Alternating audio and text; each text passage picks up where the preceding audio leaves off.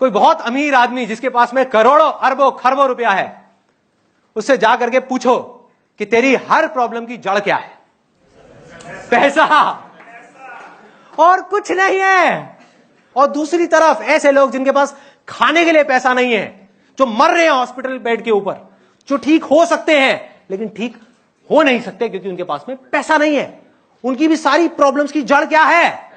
पैसा।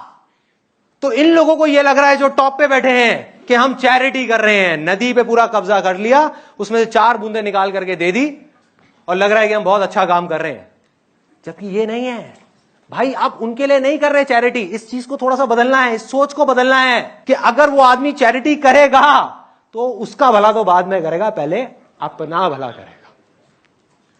ये बहुत कम लोग समझ पा रहे हैं।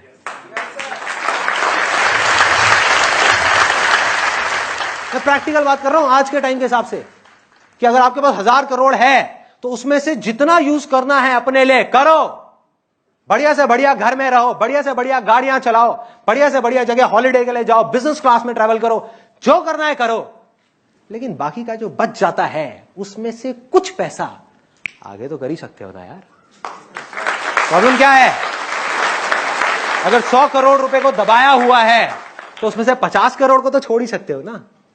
90 को नहीं छोड़ सकते, 100 को नहीं छोड़ सकते, कोई बात नहीं, 50 को छोड़ दो। जिसके पास 1000 करोड़ है वो 500 को छोड़ दे, जिसके पास 50,000 करोड़ है वो 25,000 करोड़ को छोड़ दे। तो कितनी देर लगेगी हमारी सारी प्रॉब्लम सॉल्व होने में? मिनट,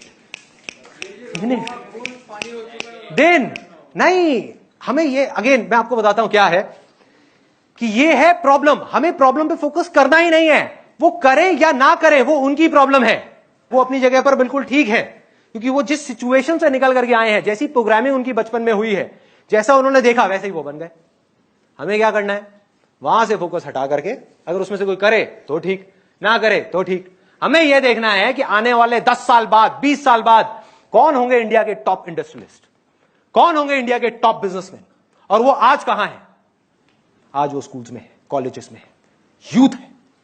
यही लोग आगे आएंगे जिनके पास में 1000 करोड़ रुपए होगा।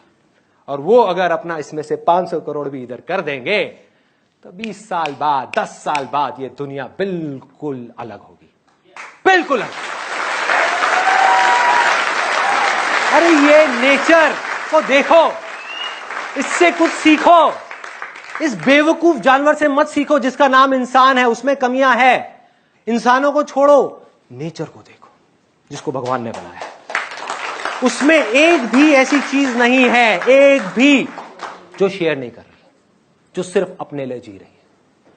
सोचो, अगर उस सूरज को लालच आ जाए, ये मेरी लाइट है सच है, सच है झूठ है? सच है। आपकी लाइट थोड़ी है, उसकी है ना लाइट। ये मेरी लाइट है, ये मैं किसी को नहीं दूंगा। क्यों दूं ऐसे लोगों को जिनके अंदर मेरे लिए रिस्पेक्ट तक नहीं है, जो नेचर की रिस्पेक्ट नहीं करते, जानवरों को मार रहे हैं, हर चीज को खत्म करते चले जा रहे हैं। क्यों दूं मैं ऐसे लोगों को? अरे मरने दो इनको। कितनी देर तक आप जिंदा रहोगे? 2 दिन में खत्म, सब खत्म। जो पेड़ हैं उनके अंदर लालच आ जाए कि हम कार्बन डाइऑक्साइड तो ले लेते हैं यार, ऑक्सीजन देने की क्या जरूरत है। ऐसे लोगों को जो हमें काट रहे हैं ना, जंगलों को खत्म करते चले जा रहे हैं, हमें मार रहे हैं, चीथड़े उड़ा रहे हैं हमारे अपने फायदे के लिए, अपने मतलब के लिए। ऐसे लोगों को हम क्यों दें ऑक्सीजन? मरने दो इनको, वो इसी लायक है। तो क्या होगा?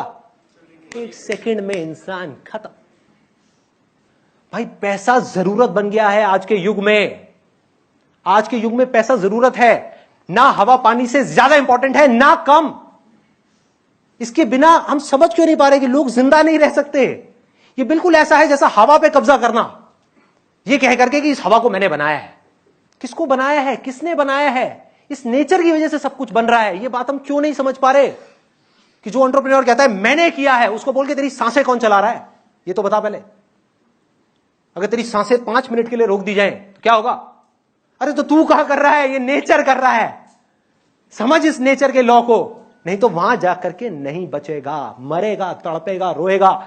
लेकिन तब तक बहुत देर हो जाएगी। समझ सकता है तो यही समझ जा।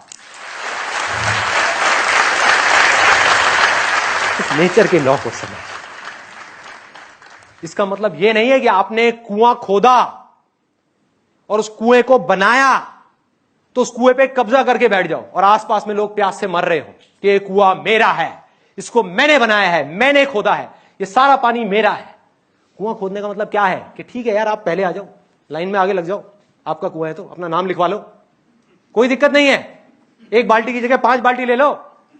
लेकिन अगर कोई वहां पर प्यास से मर रहा है, तड़प रहा है, जिसकी हालत देखने लायक भी नहीं है, उसको जाकर के 2 गिलास पानी पिला दो यार, क्या चला जाएगा आपका? इतनी सिंपल सी बात हमको समझ में आएगी, इतनी सिंपल सी, अगर ये समझ आ जाए तो काम हो गया।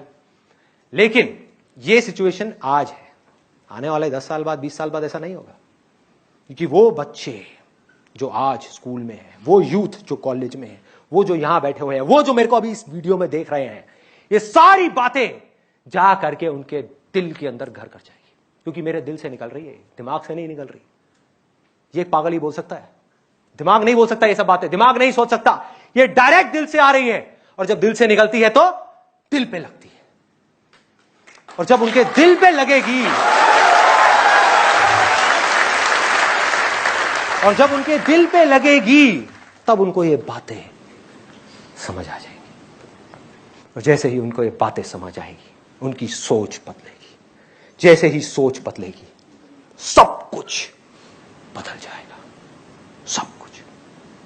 ज्यादा टाइम नहीं लगेगा, 10 साल, 20 साल, खेल शुरू हो गया है।